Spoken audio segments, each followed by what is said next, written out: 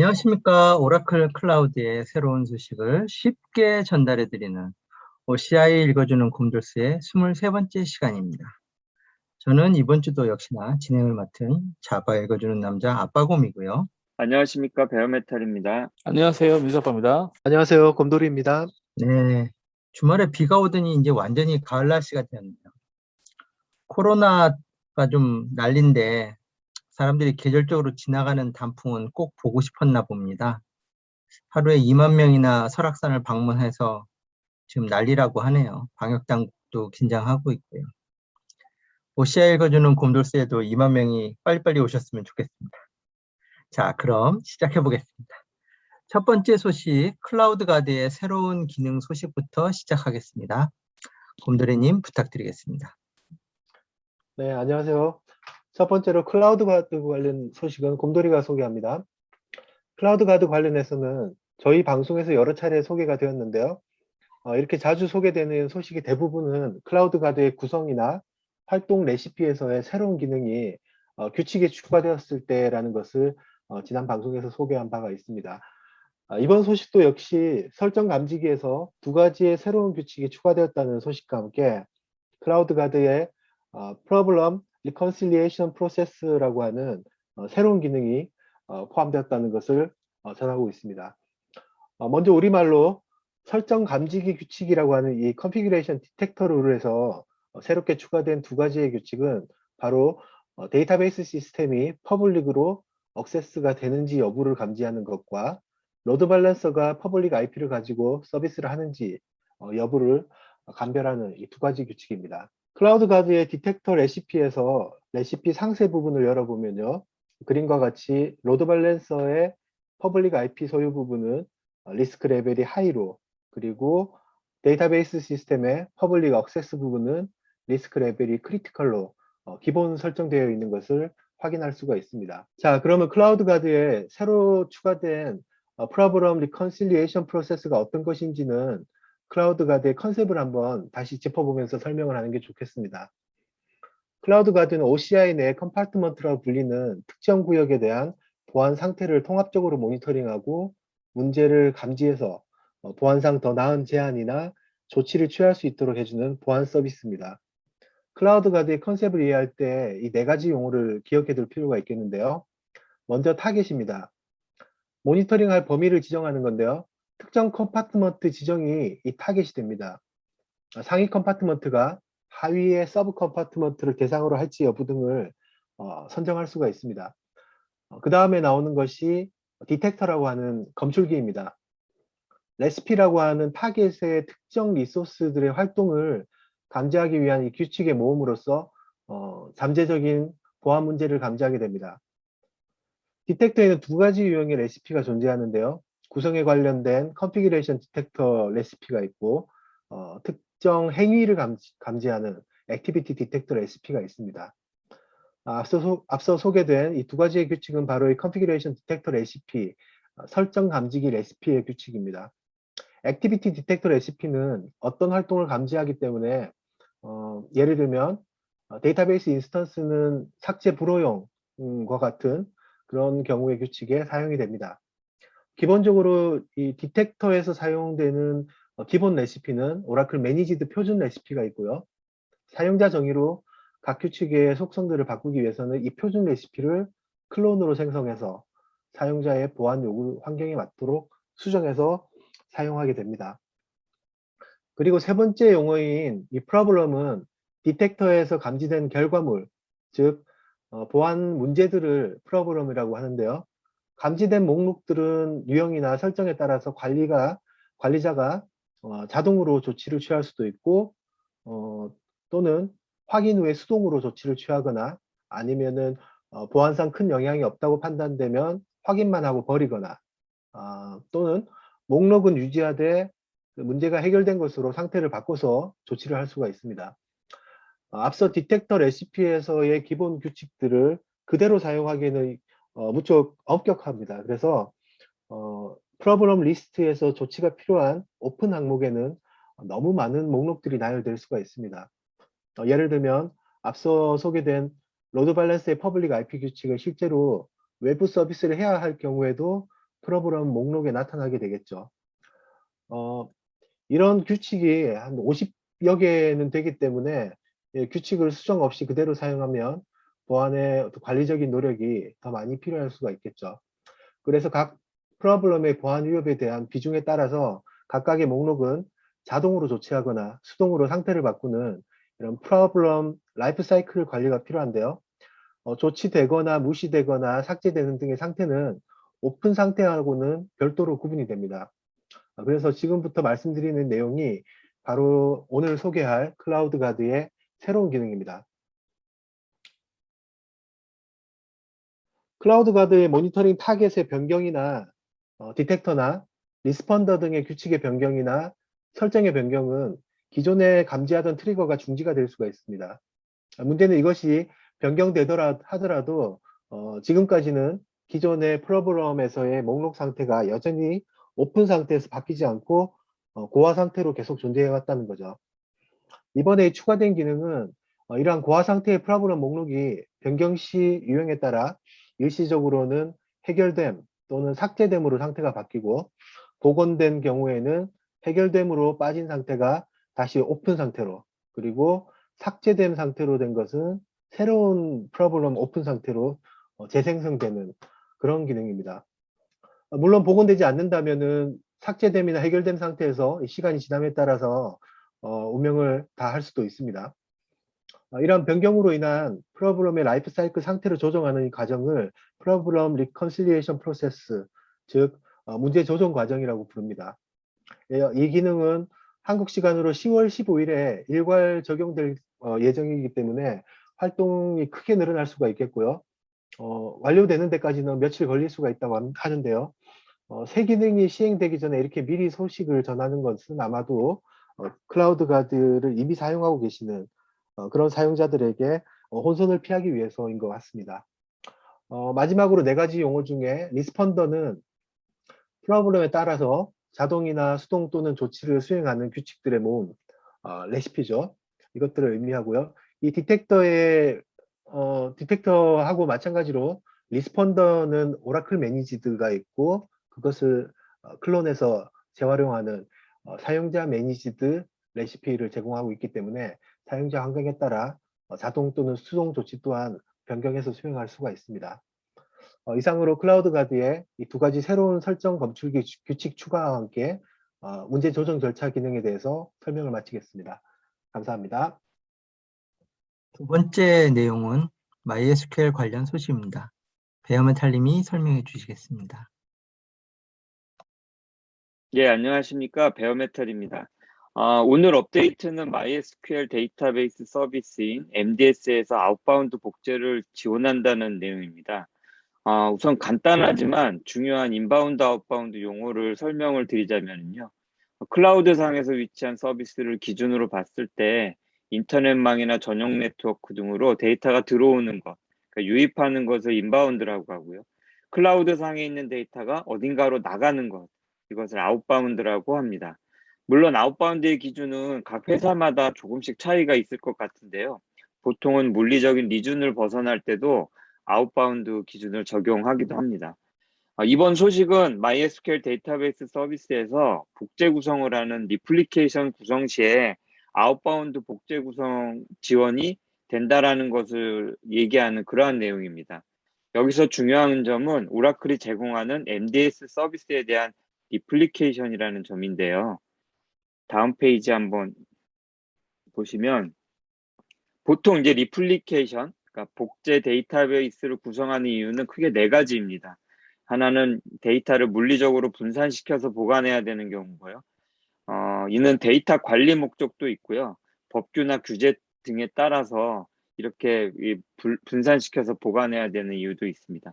또 다른 하나는 DR과 같이 장애를 대비하기 위한 것이고요.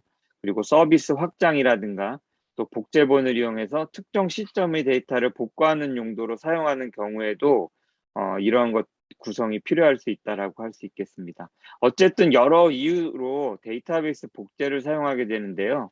온프레미스나 다른 클라우드에서 들어오는 인바운드 복제, 즉 오라클 클라우드로 들어오는 복제뿐만이 아니라 이제는 아웃바운드로 나가는 복제를 사용할 수 있다라는 업데이트 내용입니다. 사용자 입장에서는 오라클 클라우드에 대한 락인 걱정을 좀 덜 수 있는 내용이 아닐까도 싶은데요. 이 새로운 서비스가 나오면 역시나 몇몇 가지 제약 조건이 항상 있습니다. 이 구성면에서 보자면 어싱크 복제 기반으로 MDS에서 외부 데이터로 또는 컴퓨터 인스턴스에 설치된 MySQL이나 또는 같은 MDS로 복제할 수 있다는 것인데요. 익스터널 리플리카에 대한 요건은 좀 더 상세하게 봐야 될 것 같습니다. 특히 멀티 클라우드 상에서 외부 타사 클라우드 경우 같은 경우 더욱 그렇겠죠. 또한 이 여러 요건 면에서 보면 오른쪽에 보시는 그 도큐먼트의 내용처럼 뭐 로우 기반, GTID 기반의 복제만 가능하다거나 또는 소스 DB가 여러 개인 멀티 소스는 지원하지 않습니다. 그리고 필터 기능 같은 경우도 지원이 안 되고 있고요. 이 클라우드 공식 문서를 참고하시면 이렇게 여러 제약 조건이라든가 호환성에 대한 문서도 있으니까 참고를 하시고요. 해당 구성하실 때는 이러한 체크 사항들을 면밀하게 보실 필요가 있을 것 같습니다. 특히 온프렘과 MDS 간 구성 호환성에서 보셔도 이 스토리지 엔진 요건 같이 이 이노DB 스토리지 엔진을 써야 된다거나 또는 여러 프리빌리지 요건에 대한 부분들도 있으니까 반드시 검토하실 때 꼭 참고해 보셨으면 좋겠습니다. 또한 문서상에는 나와 있지 않지만 이 리전 밖으로 나오는 아웃바운드 네트워크 트래픽은 대략적으로 이 비용이 발생된다는 점에서 복제 구성에 대한 추가 네트워크 비용도 나올 수 있다는 점 고려가 돼야 될 것 같습니다. 이 오라클 네트워크의 아웃바운드 비용은 전용선의 경우는 무료이고요. 또 일반적인 경우에도 월 10테라까지 무료인데다가 이후에도 기가당 비용이 타사보다 매우 저렴하게 책정되어 있기 때문에 비교적 큰 비용이 발생되지는 않겠지만 이 적은 비용이라 할지라도 혹시 이 계획이 없이 구성이 됐다거나 나중에 뭐 발견이 됐을 때는 이 또 회사 생활이 곤란해지실 수가 있으니까 DR이라든가 리플리케이션 뭐 이런 거 항상 구성하실 때는 네트워크 관련된 내용들을 사전에 꼭 감안하셔야 될 것 같습니다. 오늘 업데이트 설명은 간략하게 이것으로 마치도록 하겠습니다. 감사합니다. 네. 세 번째 내용은 어플리케이션 퍼포먼스 모니터의 새로운 릴리즈 소식인데요. 민수 아빠님이 설명해 주시겠습니다. 네, 어플리케이션 퍼포먼스 모니터링 서비스에 대한 소식은요, 민수 아빠가 정리하겠습니다. OCI에서요, 운영 중인 애플리케이션의 운영 상태와 성능 모니터링 기능을 제공하는 서비스로는요, OCI 애플리케이션 퍼포먼스 모니터링이 있습니다. 이 서비스는요, 매 분기별로 새로운 버전을 출시하고 있고요. 지난 8월 달에 애플리케이션 퍼포먼스 모니터링에 대한 업데이트가 발표가 됐고요. 그 이후에 3개월 만에 이번 주에 새로운 기능이 공개됐습니다. 이번 업데이트에서 가장 눈에 띄는 부분은 토폴로지 뷰와 지오맵 뷰를 제공한다는 부분입니다.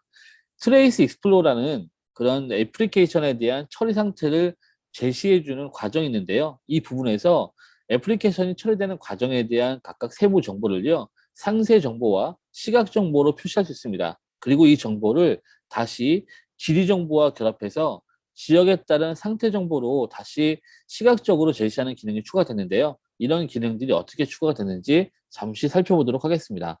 애플리케이션 퍼포먼스 모니터링에서는요, 보시는 화면과 같이 페이지별로 트레이스 목록을 만들고요. 그리고 각 트레이스 목록에 대한 상세 정보를 확인하고 오퍼레이션 구성 관계를 시각적으로 표시할 수가 있습니다.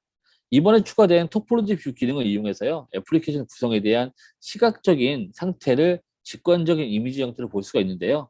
보시는 바와 같이 트레이스 익스플로러에서 각각의 애플리케이션에 대한 정보를 상세 정보와 시각 정보로 확인할 수가 있겠고요. 여기에서 토폴로지 뷰, 트레이스에 대한 토폴로지 뷰로 선택을 한다 그러면 아래에 보시는 것 같이 각각의 서비스와 오퍼레이션에 대한 관계를 시각적으로 표시하고요. 그리고 이 사이의 관계에 대한 상태 정보를 색깔로 해서 나타내는 과정으로 볼 수 있습니다. 이런 그 이미지를 통해서요, 전체적으로 애플리케이션이 어떻게 구성되어 있는지에 대한 시각적인 구성도를 확인할 수 있겠고요. 그리고 위에서 보시는 트레이스 정보의 상세 정보를 확인해 보면 이 정보 안에서 어떻게 데이터가 흘러가고 있고 어떻게 애플리케이션이 운영되고 있는지에 대한 상세 정보를 확인할 수 있는 기능을 제공하는 것이 이번에 업데이트에 대한 한 가지 특징이고요. 추가로 현재 애플리케이션의 운영 형태를요, 지역 정보로 결합해서 세부 정보를 제공하는 기능이 지오맵 뷰라는 이름으로 추가됐습니다. 트레이스 정보를요, 지역 정보와 결합해서 상세 운영 현황을 확인할 수 있겠고요. 지역별로 에러가 발생하는 현황이라든지 처리 평균 시간 혹은 지연 처리 시간과 같은 정보를요, 지역별로 세분화해서 나타나기 때문에 어떤 애플리케이션이 지역별로 어떻게 처리가 되는지에 대한 지역 위치를 가관한 새로운 그런 관리 형태를 제공한다는 것이 특징이 되겠습니다. 이와 같이 이번에 발표된 애플리케이션 퍼포먼스 모니터링은요, 수직 정보를 직관적으로 사용자에게 제시하는 UI 중심으로 업데이트가 진행됐고요. 이번 애플리케이션 퍼포먼스 모니터링의 업데이트 정리는 시각화 기능과 지오 정보 기능을 강화를 통해서 요약 정보를 직관적으로 확인할 수 있는 화면이 추가됐다는 것으로 요약할 수 있습니다. 이상입니다. 네 번째 뉴스도 매니지먼트 에이전트의 새로운 릴리즈 내용입니다. 역시 민수 아빠님이 설명해 주시겠습니다. 매니지먼트 에이전트에 대한 소식은 민수 아빠가 정리하겠습니다. OCI 서비스와 OCI 자원에서 모니터링 대상이 되는 데이터를 수집하고 관리하는 그런 역할로 매니지먼트 에이전트라는 기능을 제공합니다. 이렇게 OCI에서 배포된 매니지먼트 에이전트에 대한 생명 주기를 관리하는 서비스가 별도로 필요한데요. 이 서비스를 매니지먼트 에이전트 서비스라고 표현을 하고요.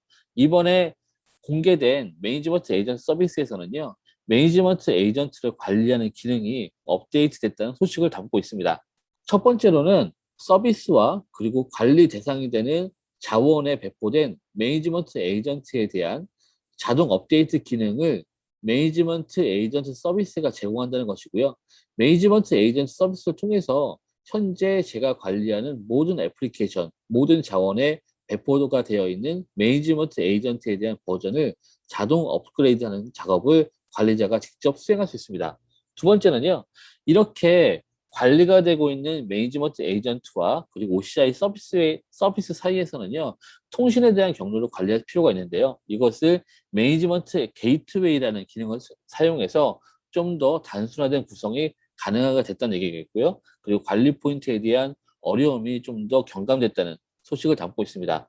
이번에 새로 공개된 매니지먼트 에이전트 소식은요, 매니지먼트 에이전트 업데이트 자동화 지원과 그리고 매니지먼트 에이전트를 사용해서 통신을 구성을 하는 것에 대한 단순화된 기능을 매니지먼트 게이트웨이로 제공한다는 내용으로 요약할 수 있습니다.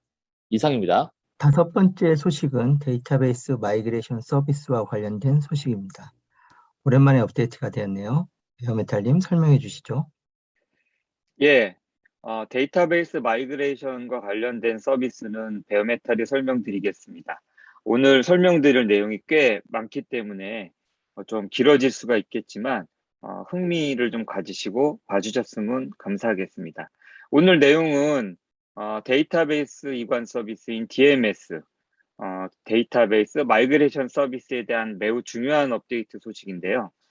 DMS는 저희 OCI 읽어주는 곰돌스 1회차 방송을 통해서 설명을 드린 중요한 서비스 중에 하나입니다. 4월 중순 GA가 된 이후에 5월 말까지 전체 커머셜 이전에 사용하도록 계속 배치가 되었던 그러한 서비스고요. 5월 이후 업데이트 소식이 계속 없다가 한여름 지나고 나서 이제 10월 들어서 매우 중요한 업데이트가 되어 나타났습니다. 오라클 데이터베이스의 클라우드 이관은 여러 방법들이 있는데요. 데이터 펌프와 같은 전통적인 방법일 수도 있고요. 오라클 골든게이트 같은 실시간 동기화 솔루션을 사용하기도 하고, 그다음 제로 다운타임, 마이그레이션과 같은 방법론과 툴을 사용할 수도 있습니다. DMS는 이런 여러 다양한 방법들을 종합해서 유저가 쉽고 편하게 이관할 수 있도록 클라우드 UI를 통해서 자동화된 관리형 이관 서비스를 제공하는 것을 말합니다. 따라서 기존에 없던 새로운 툴이 있어서 그걸 사용한다 이런 개념은 아니고요. 이미 오라클이 제공해왔던 여러 이관 서비스 툴들을 고객이 이제 매뉴얼하게 막 구성하실 필요 없이 관리형 서비스를 통해서 쉽게 할 수 있게끔 만든 서비스다라고 이해하시면 될 것 같습니다. 우선 DMS 업데이트 내용을 일단 한번 들어가 보도록 하겠습니다. 업데이트 내용이 매우 많은데요. 크게 바뀐 5가지 내용을 키워드 중심으로 하나씩 보도록 하겠습니다. 우선 제일 중요한 업데이트로는 이관의 타겟이 되는 타겟 데이터베이스가 OCI VM, 베어메탈, 엑사CS, DBCS 같이 오라클이 지원하는 모든 종류의 데이터베이스에 적용이 가능해졌다는 점입니다. 아마도 대부분 많은 분들이 기억이 잘 나시지 않을 거지만 이전 DMS가 나왔을 때는 타겟 DB가 자율 데이터베이스인 오토노머스 DB만 지원이 됐었습니다. 하지만 오토노머스 DB에 익숙하지 않은 고객분들도 많으시고 특히 온프레미스 레거시에서 데이터베이스를 이미 운영하고 있는데 되도록 변경사항 없이 클라우드로 이관하고 싶은 고객분들 같은 경우에는 이관을 위해서 DMS를 사용할 수가 없었습니다. 솔직히 이전 DMS는 어쩌면 반쪽짜리 서비스 역할밖에는 하지 못하지 않았나 싶은데요. 이제는 그 non autonomous DB인 일반적인 데이터베이스 서비스에 이관 사용이 가능하게 되었으니까 매우 반가운 소식이 되지 않았나 싶습니다. 다른 추가 기능들로는 이제 데이터베이스 사전 검증 기능과 관련된 부분에서 클라우드 프리마이그레이션 어드바이저라는 기능이 있는데요. 이에 대한 리포팅 관련된 편의 기능이고요. 이 소스 타겟 데이터베이스의 이관에 대한 사전 호환성 검증을 위한 툴인데 이게 CPAT라는 툴로 이렇게 쉘 스크립트로 되어 있는 그러한 것들입니다. 그래서 보통 이제 support.com을 통해서 개별적으로 다운을 받으실 수도 있었던 그러한 툴입니다. 어쨌든 이런 툴들이 호환성 문제를 사전에 검증해 보고 이에 대한 조치 등을 체크하는 중요한 기능을 제공하고 있고요. 이번 업데이트를 통해서 콘솔상에서 그래픽한 통합과 리포팅을 제공한다는 그런 내용입니다. 또한 이관에 대한 모니터링 부분에 대한 보강도 있는데요. 사전 검증이나 마이그레이션 잡수행 중에 발생되는 상세한 에러 메시지를 본다든가 익스포트, 임포트 작업에 있어서 발생된 데이터 펌프 로그를 다운받을 수 있는 기능 등이 있습니다. 그리고 마이그레이션 시 특정 데이터베이스 스키마나 오브젝트 등을 이렇게 포함시키거나 또는 배제시키는 좀 더 이제 세밀한 이관을 지원하는 그러한 기능도 포함되어 있고요. 마이그레이션 현황에 대한 상세 보기 기능이 강화되었습니다. 제가 이렇게 설명드린 내용에 대한 업데이트가 오라클 기술 블로그인 blog.oracle.com에서도 찾아보실 수가 있기 때문에 이 카테고리는 이제 데이터 인티그레이션 부분이거든요. 이 부분 찾아서 한번 읽어보시면은 제가 앞서 설명드린 내용에 대한 자세한 설명도 참고해 보실 수 있습니다. 한번 쭉쭉 넘어가면서 보시도록 하겠습니다. 다음 페이지 보시면요. DMS의 이 순서인데요. 이 부분은 간략하게 짚어드리면서 넘어가도록 하겠습니다. 콘솔 메뉴상에서 마이그레이션 부분을 보시면 데이터베이스 마이그레이션 메뉴를 클릭하실 수 있고요. 예, 그렇게 되면은 소스 데이터베이스와 타겟 데이터베이스를 레지스터하는 그런 화면을 보실 수가 있습니다. 그리고 다음 스텝으로 가시면요. 이러한 마이그레이션 작업들을 만들기 위해서 여러 가지 설정들을 하게 됩니다. 여러 옵션이라든가 이런 것들 지정할 수가 있습니다. 그리고 다음 단계로 넘어가시면요. 밸리데이트 마이그레이션이라고 해서 마이그레이션 작업 이전에 이 여러 가지 이 사전 요구사항들이 만족이 됐는지, 뭐 어떤 퍼미션이 제대로 됐는지, 그다음에 커넥션에 문제가 없는지 이런 부분들 밸리데이트 할 수 있는 버튼이 있고 이 밸리데이션 버튼을 누르면 해당 밸리데이션 작업이 일어나게 되죠. 그 다음에 이 작업이 끝나게 되면 그 다음 단계로 넘어가게 됩니다. 그 부분은 바로 마이그레이션이 시작되는 단계입니다. 이 부분을 자세하게 보실 수 있는 화면은 다음 페이지에서 또 보실 수가 있는데요. 마이그레이션이 시작되면은 오른쪽에 있는 이러한 여러 단계들을 거쳐서 진행이 되게 됩니다. 초기에 데이터가 로딩이 되겠죠. 데이터 펌프를 통해서 로딩이 된다고 하는데요. 만약에 이 초기 데이터가 로딩이 된 이후에는 그 다음 단계로 넘어가게 되는데요. 그 다음 단계는 바로 이 데이터 펌프를 통해서 다음 단계는 바로 이제 이 오브젝트 스토어에 이 해당 데이터들이 업로드되는 그러한 단계입니다. 그 다음 단계는 바로 이 오브젝트 스토어에 올라가 있던 펌프 데이터들을 내려서 임포트하는 그러한 작업일 수 있겠습니다. 여기 내용 보시면 이제 오토노머스 DB라고 예시가 되어 있는데 앞서 말씀드린 것처럼 이 오토노머스 DB 외에 다른 데이터베이스도 해당이 된다라는 부분 여기에서 한 번 더 참조를 해주시고요.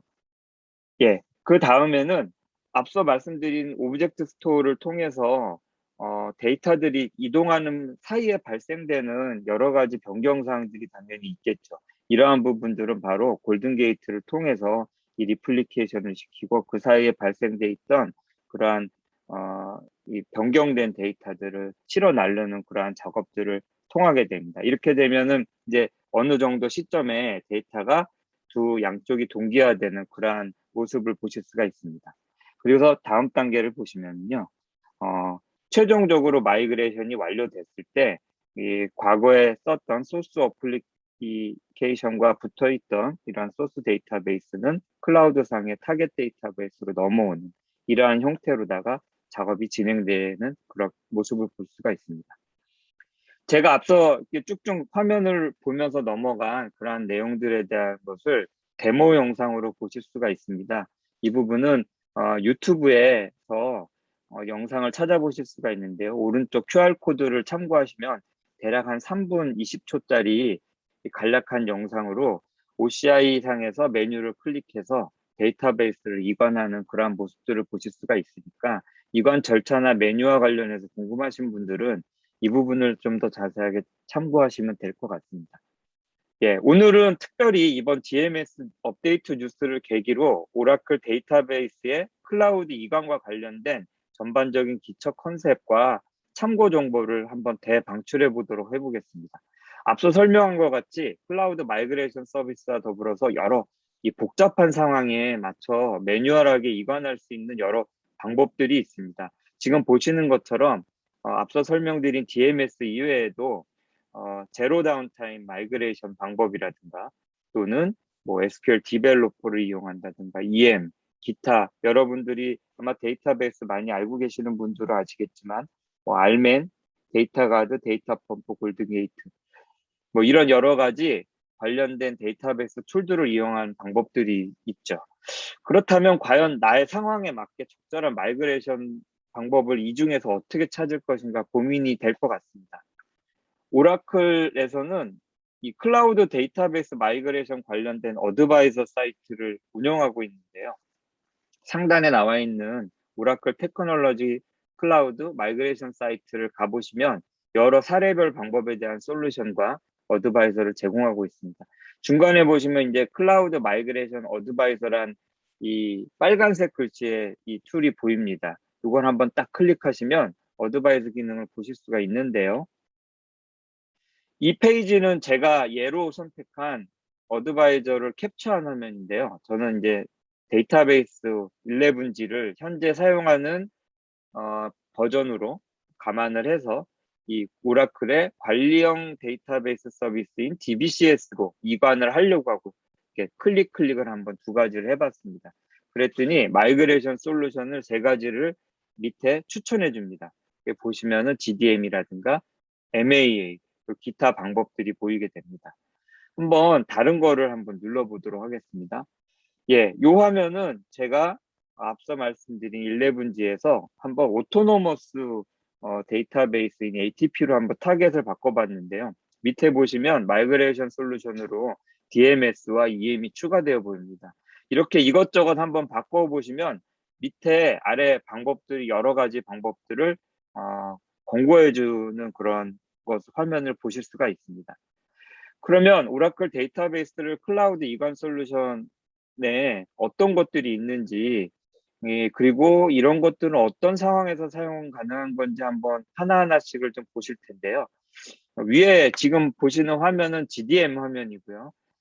소스와 타겟에 가능한 사용이 가능한 데이터베이스 버전이나 종류가 나열되어 있는 것을 보실 수가 있습니다. 이거에 앞서 말씀드린 그 사이트에서 나오는 내용이고요.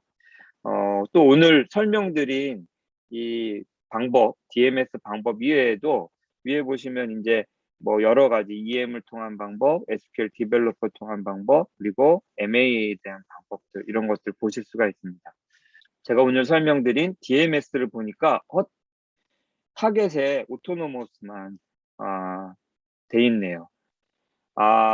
이건을 보니까 아직 저희가 지금 녹화를 하고 있는 2021년 10월 10일 현재는 이 내용이 업데이트가 안 돼 있는 것을 볼 수가 있습니다. 아직 반영이 안 된 거죠.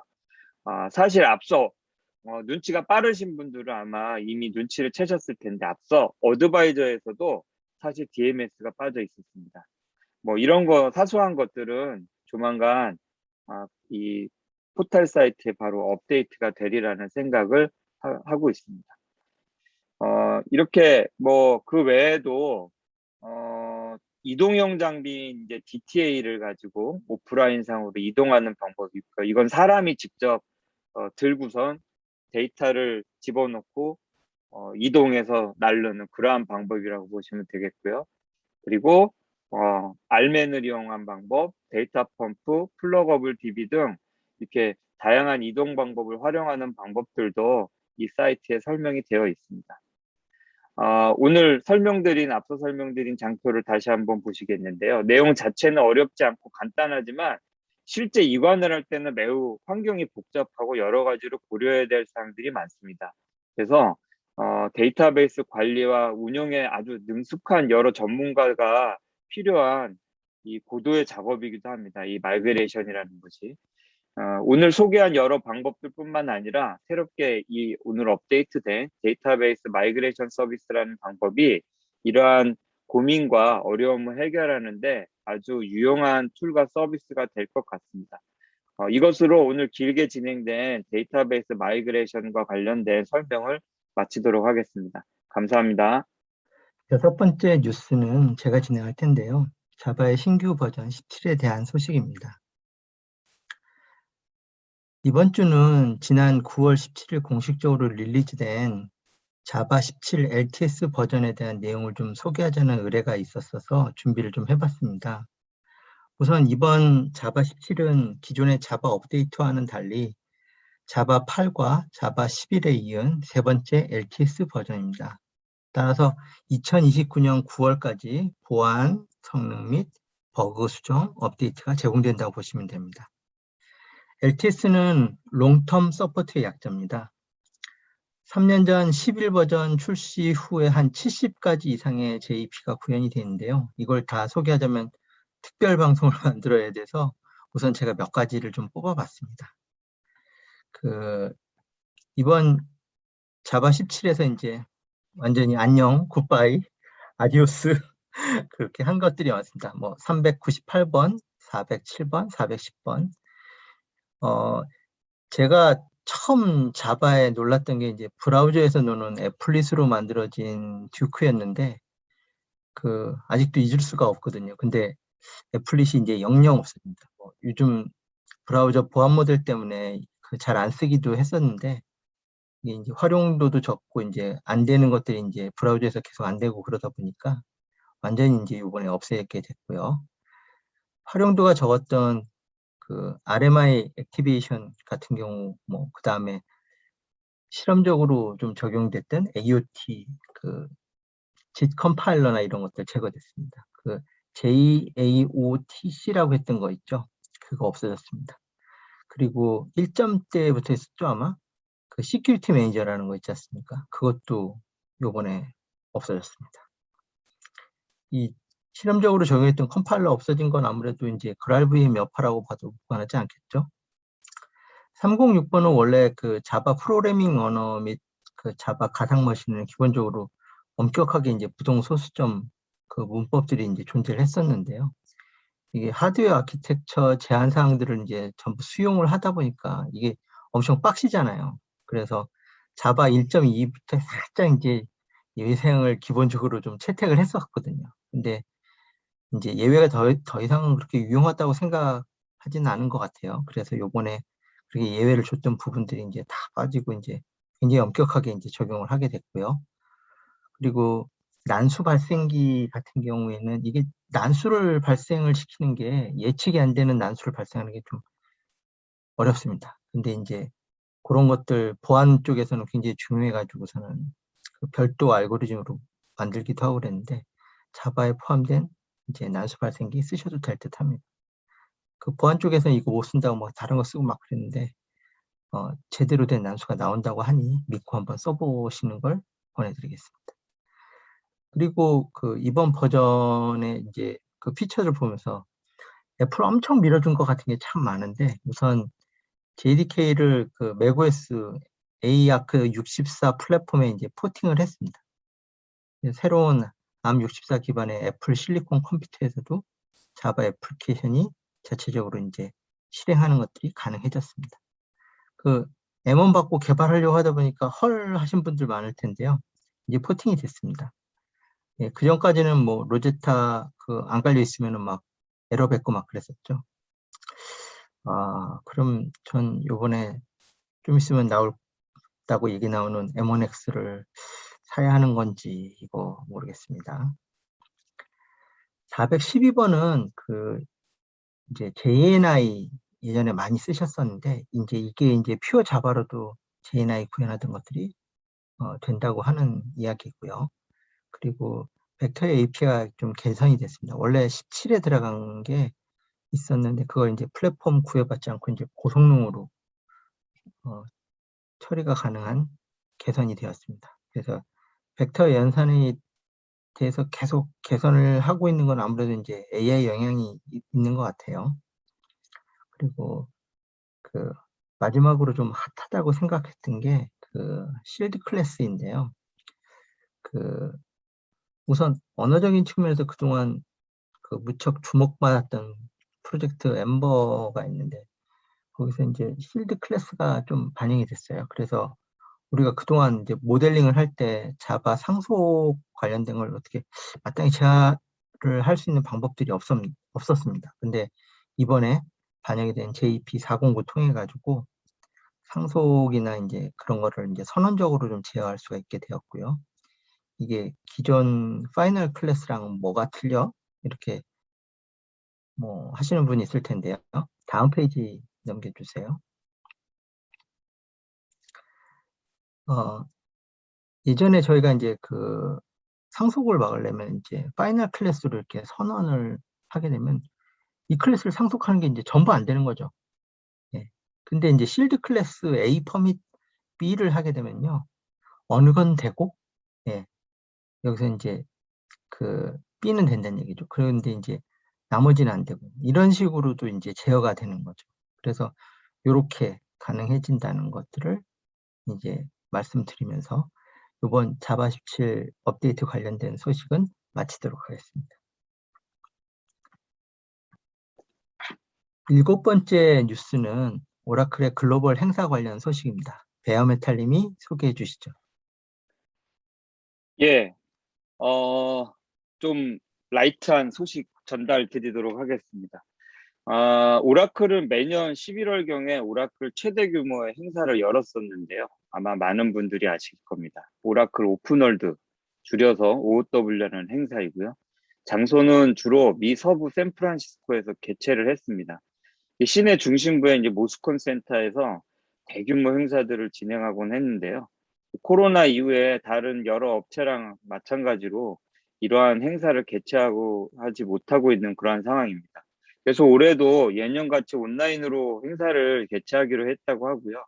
특히 올해는 오라클 오픈월드라는 명칭 대신에 오라클 데이터베이스 월드라는 그러한 행사로 2일간 온라인 행사를 진행하기로 했다고 합니다. 본 화면은 해당 행사의 홈페이지 홍보 화면인데요. 이번 행사는 지역별로 총 3번에 걸쳐서 진행을 한다고 합니다. 첫 번째는 10월 26일 2일간 미주 지역을 중심으로 행사가 시작되고요.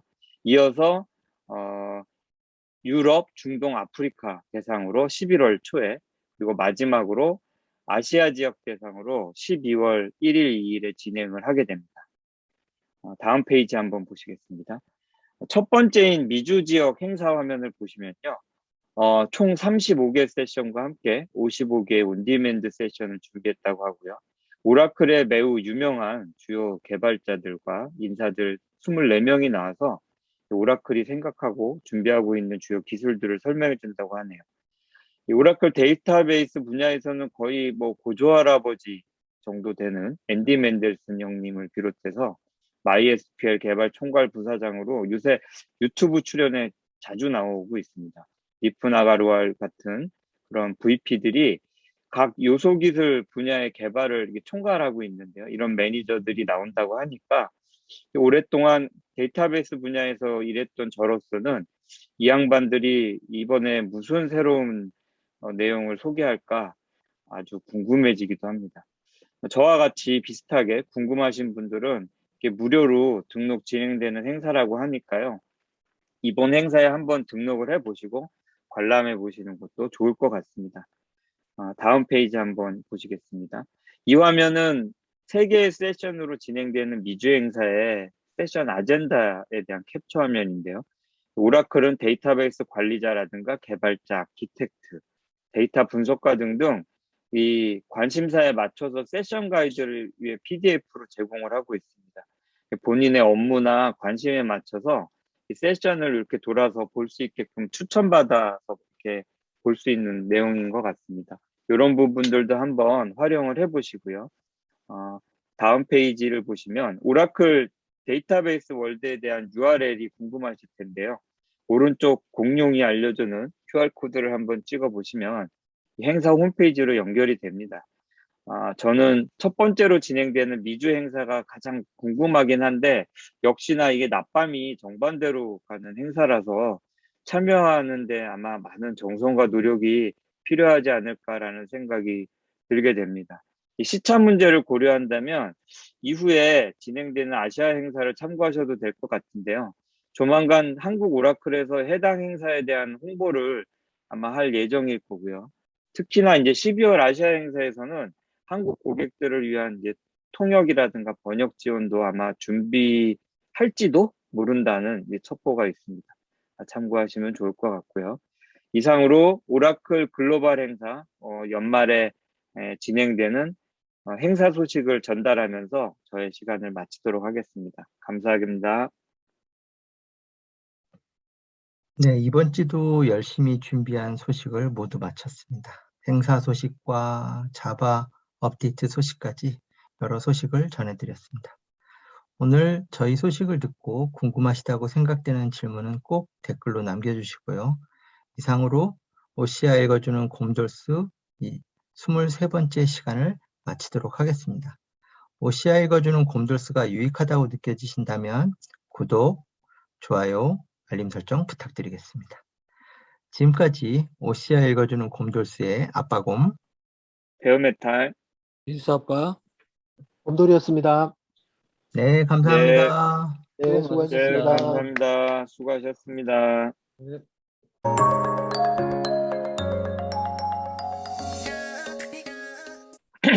아니 근데 수고하셨습니다. 수고하셨습니다. 네. 아니 근데 아니, 아니 좋네요. 오픈월드 하던 거를 갖다가 오픈 데이터베이스 월드로 하면은 이거 어플리케이션 쪽은 어쩌자는 거예요? 이게 뭐 예전 같이 이 범위를 넓혀서 하는 게 날짜도 이틀밖에 안 되잖아요. 사실 세션이.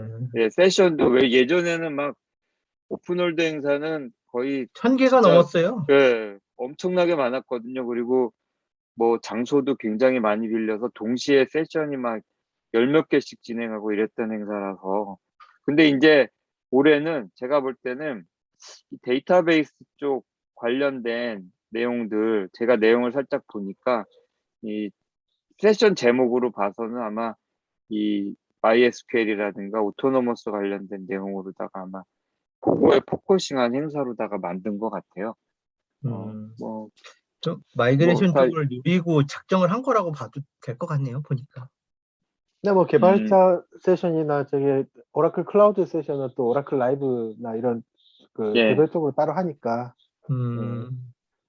이제는 그 구성에 따라서 세분화되는 것 같아요. 이제 다 모일 수도 없고 어려우니까. 아니, 난 그게 사실, 제일 아쉬워.